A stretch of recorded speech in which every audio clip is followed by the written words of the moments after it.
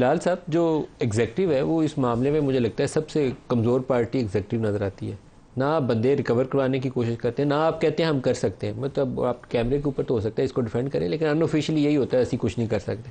तो you have to do something. नहीं, देखिए नदीम साहब, बात यह है कि इस बात पे आज़म तारड़ साहब की प्रेस टॉक का कुछ हिस्सा मैंने भी देखा है। उन्होंने इस बात का जिक्र किया कि जी ये एक एफर्ट 16 माह की हुकूमत के दौरान भी होती है, यकीनन होनी चाहिए। देखिए there should be no missing persons, एक कलेक्टिव एफर्ट इसके ऊपर, इसमें एग्जीक्यूटिव का बीइंग द एग्जीक्यूटिव एक कलीदी किरदार है, यकीनन होनी चाहिए। देखिए आज़म साहब ने बात क्या की, जो मैंने देखा है टिकर्स में कि कुछ सख्त रिमार्क्स इस्लामाबाद हाई कोर्ट के वो जो जज साहब हैं उन्होंने किए, और उसमें उन्होंने प्राइम मिनिस्टर का भी हवाला दिया। तो देखिए बात यह है कि आपके आइन के मुताबिक जो different pillars of the state हैं, सबकी रिस्पेक्ट है, सबकी बराबर की रिस्पेक्ट है।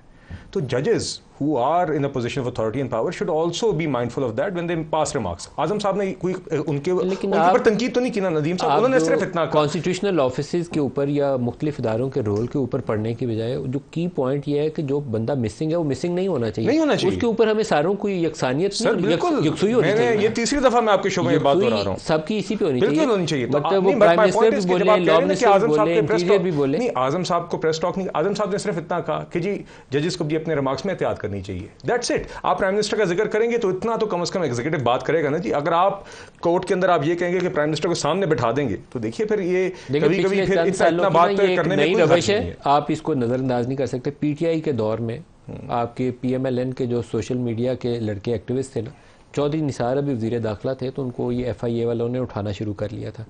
और मरियम नवाज़ का वो मशहूर ज़माना एक मीडिया सेल होता था, उससे जुड़े हुए लोगों को उठाना शुरू कर लिया गया था। फिर पीटीआई की हुकूमत के अंदर मतियुल्लाह जान का वाक़या हमारे सामने, अबसार आलम को गोली मारे जाने का वाक़या हमारे सामने।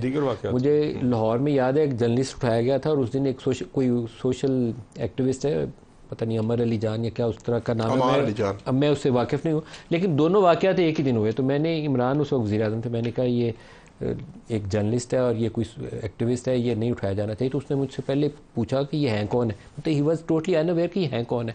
तो ये नहीं होना चाहिए। Prime minister is responsible for this. मैं उसकी इग्नोरेंस की उसको शाबाशी नहीं दे रहा, ये उसकी नालायकी है, अभी शहबाज शरीफ की और उस वक्त इमरान खान की। उसको इसकी ओनरशिप लेनी चाहिए कि ये नहीं वाक़या होना चाहिए। नहीं होना चाहिए जी, इस बात पे तो कोई डिसएग्रीमेंट नहीं है। बात प्रेस टॉक की हो रही थी, उनको करनी चाहिए थी, नहीं करनी चाहिए थी, मैं उसकी बात कर रहा हूँ जो इससे बिल्कुल एक अलहदा बात है। That's all I was saying. इस बात के ऊपर तो मुकम्मल इत्तफाक है कि मिसिंग पर्सन्स इस मुल्क में नहीं होने चाहिए। No one should be missing. If anyone is arrested they should be under arrest, everyone should know where they are, their families should know, they should be arrested under the law. इस बात के ऊपर तो मुकम्मल इत्तफाक। मलिक साहब, हकीकत ये है that the law minister has overplayed his hand. मैंने आपसे पहले अर्ज की कि बात इस नौबत तक जानी नहीं चाहिए थी। जज साहब ने क्या कहा? जज साहब ने कहा कि अगर मेरे बुलाने के ऊपर बंदा नहीं प्रोड्यूस किया जाएगा तो मैं सेक्रेटरी इंटीरियर को बुलाऊंगा, सेक्रेटरी डिफेंस को बुलाऊंगा, अगर वो मुझे सेटिस्फाई नहीं करेंगे तो फिर मैं काबीना के मेंबरों को बुलाऊंगा, अगर काबीना मुझे सेटिस्फाई नहीं करेगी तो मैं वज़ीर आज़म को बुलाऊंगा। आप डायरेक्ट वज़ीर आज़म पे चले गए हैं, सीधी तरह बंदे को कल सुबह पेश करने का ऑब्जर्वेशन थी, मैंने तो पढ़ी है, अदालत के अंदर तो नहीं था, लेकिन ऑब्जर्वेशन देख के तो मुझे यही लग रहा था कि वो सही जरा बड़क वाले स्टाइल के अंदर पास की हुई ऑब्जर्वेशन है।